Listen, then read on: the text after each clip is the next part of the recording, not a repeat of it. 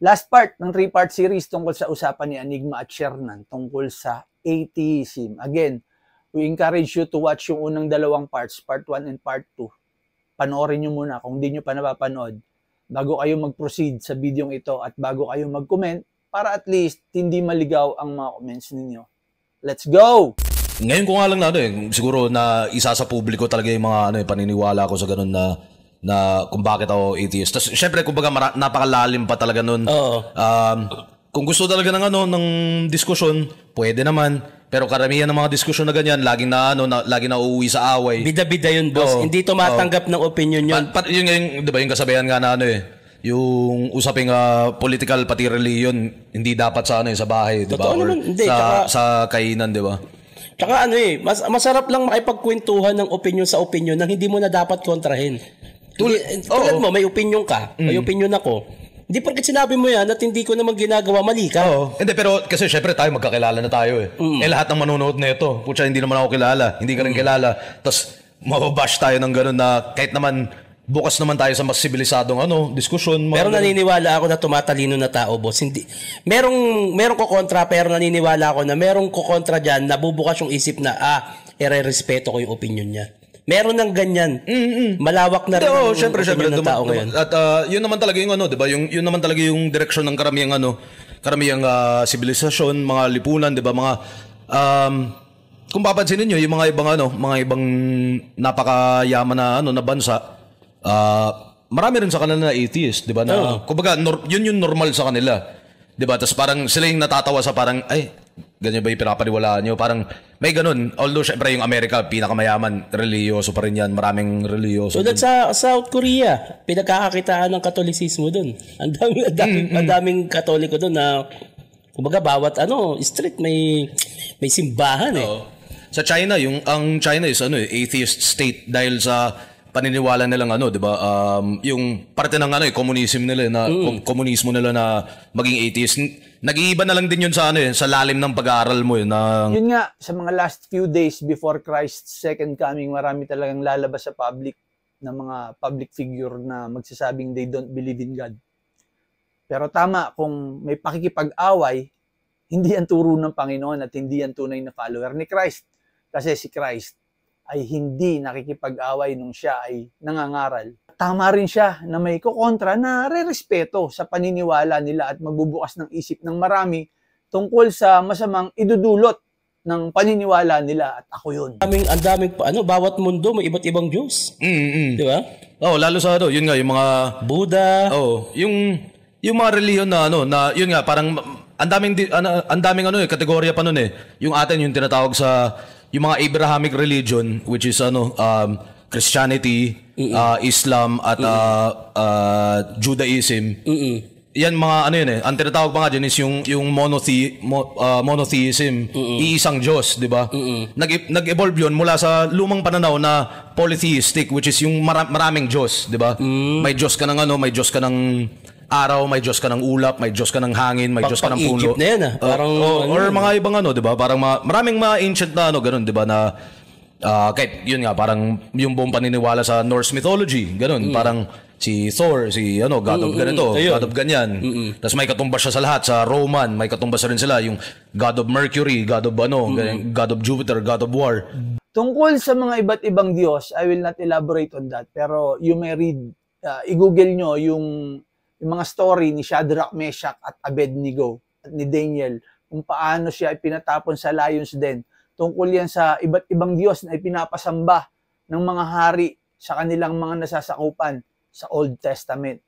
But ultimately, Jesus is the King of Kings and Lord of Lords. Bukod sa usapan natin ganito, Shernan, hindi naman yun nga, sa tagal mo na akong kilala, nakikita, masasabi mo bang parang napakitaan kita ng pangit mula na bahid siya ng dahil 80s ka? Hindi. Di ba? Parang, yun yung gusto kong maisip sana ng iba. Tas, yun nga, parang ako nabubuhay na lang ako na, yun nga, parang tanggap ko na parang sanay na ako Pucha, high school.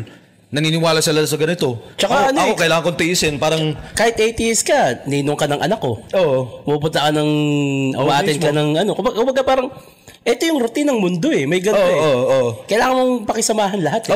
Yun nga, parang wala siyang pinagkaiba siguro nga sa sa Muslim na kailangan makisama sa Kristiyano sa Pilipinas, di ba? Parang ganun lang din ako. Yung akin lang is wala akong avatar. Ang sarap lang ng ganun na parang magkakaiba tayo pero may respeto tayo sa paniniwala ng iba eh. Sobrang sarap kung may ganun. Yung magandang ugali at magandang gawa will not guarantee anything. Love, peace, joy, patience, humility, kindness. Ang tawag dyan, fruit of spirit, byproduct yan if you are living with God. Well, I respect your opinion, Sir Enigma, Sir Shernan. You want to live with your own rules, with your own perception? So fine. What I do care about here is yung mga nanonood. To give them the taste of the other side kung ano yung subject na pinag-uusapan ninyo. The truth about Jesus, the truth about living in righteousness, and the promise of salvation. Living in glorifying the Creator. Yun nga lang ako siguro may argumento ko na minsan may ibang lalim ng mga ibang paniniwala na kumbaga sa pinaka niya, sa totoo, hindi pa rin talaga na nire-respeto yung iba, no? Parang pride yun. Hindi, pero yun nga, parang ando na yun na parang kumbaga yung buong konsepto nga lang na ako yung napili, ako yung pinili ni Diyos. Ako yung pupunta sa langit, ganyan.